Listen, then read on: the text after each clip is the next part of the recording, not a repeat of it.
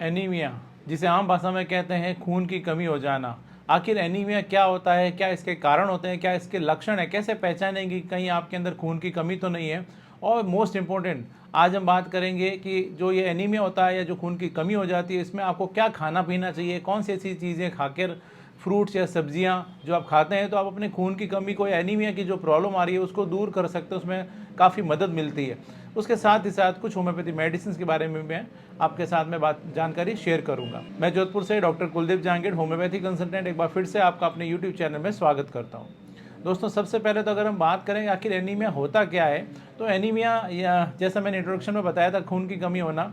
और खून की कमी होना यानी आपकी जो ब्लड होता है, खून के अंदर रेड ब्लड सेल्स आरबीसी जो होती है उसकी कमी हो जाना, उसका जल्दी जल्दी टूटना, उसका हेल्दी नहीं होना या उसकी कमी हो जाना। अगर आरबीसी जो होती है, रेड ब्लड सेल्स जो होती है, वो उसकी अगर आपके बॉडी में कमी है तो उस कंडीशन में आपको एनीमिया की प्रॉब्लम हो जाती है।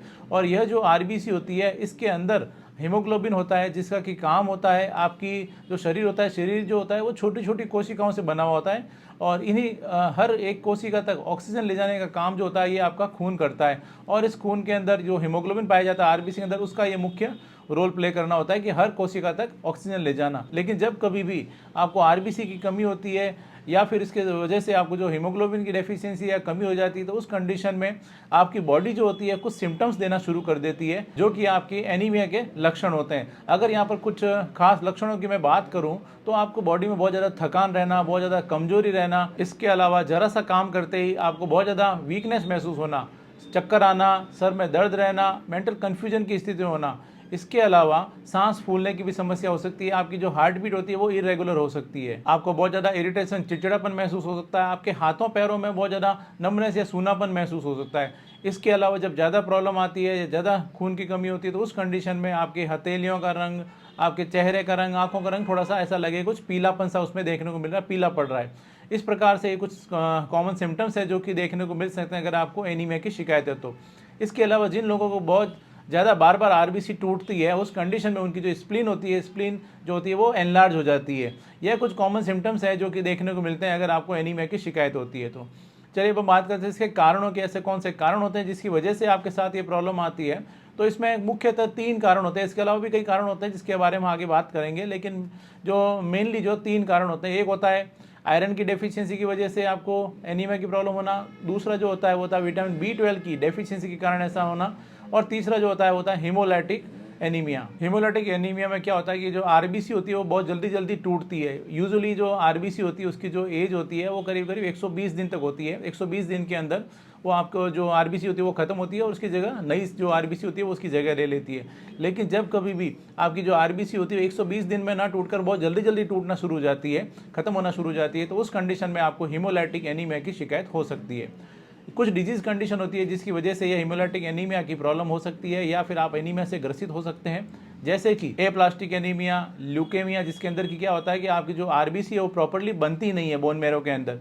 इसके अलावा एक और जो कंडीशन होती है जिसको बोलते हैं sickle cell anaemia. Sickle cell anaemia में क्या होगा कि आपकी जो आरबीसी होती है उसका स्ट्रक्चर सही नहीं होता है और उस वजह से वो बहुत जल्दी जल्दी टूटना शुरू हो जाती है और उस कंडीशन में आपको एनीमिया की प्रॉब्लम जो है वो डेवलप हो जाती है, आरबीसी की जो है वो कमी होना शुरू हो जाती है। और इसके साथ साथ ही और कुछ कंडीशंस होती है, कुछ ऑटोइम्यून डिसऑर्डर होते हैं प्रेगनेंसी के अंदर, महिलाओं के अंदर इस प्रकार की जो प्रॉब्लम है, जो एनीमिया की शिकायत है वो देखने को मिलती है। इसके अलावा कुछ गैस्ट्रिक अल्सर या आपको अगर आपकी आंतों में अल्सर बन गए हैं, कोलाइटिस हो गया है, तो उस कंडीशन में भी आपको एनीमिया की प्रॉब्लम आ सकती है। इसके अलावा अगर आपको ब्लीडिंग पाइल्स है, आपके मल द्वार पर मस्से बन गए जिनसे अगर रेगुलरली आपको खून गिर रहा है तो उस कंडीशन में भी आपको एनीमिया या खून की कमी हो सकती है। इसके अलावा अक्सर ऐसा देखने को मिलता है कि बढ़ती हुई उम्र की वजह से भी कुछ लोगों के अंदर एनीमिया की जो शिकायत है वो देखने को मिलती है। यह इसके कुछ मुख्य कारण होते हैं जो कि एनीमिया के लिए रिस्पॉन्सिबल हो सकते हैं। चलिए अब हम बात करते हैं इसको कैसे जांचा जा सकता है। तो आप अपने खून की एक सिंपल सी सीबीसी जो होती है वो सीबीसी करवा कर आप देख सकते हैं कि आपकी बॉडी में कितना, आपके ब्लड में आरबीसी है, आपको कितना हीमोग्लोबिन है। उसकी सहायता से आप पता लगा सकते हैं कि कहीं आपको एनीमिया से आप ग्रसित तो नहीं है, खून की कमी तो नहीं है। चलिए बात करते हैं अब इसके खान पान की, क्या खाने पीने में अगर आप ऐड करते हैं तो आप अपने इस प्रकार की जो प्रॉब्लम आ रही है उसको आप ठीक कर सकते हैं, उसको दूर कर सकते हैं। तो यहाँ पर मैं सबसे पहले मैं बात करता हूँ फ्रूट्स की। फ्रूट्स में अगर हम बात करें तो इसमें जो अनार होता है, अनार, प्रून्स जो कि एक सूखा आलू बुखारा जिसे कहते हैं, स्ट्रॉबेरी, वाटरमेलन यानी तरबूज, खजूर, अंजीर, किशमिश, अवाकाडो, ड्राइड एप्रिकॉट्स, यह जो फ्रूट्स होते हैं यह खाकर आप अपनी खून की कमी को दूर कर सकते हैं। उसमें काफ़ी हेल्प मिलती है एनीमिया को ठीक करने में।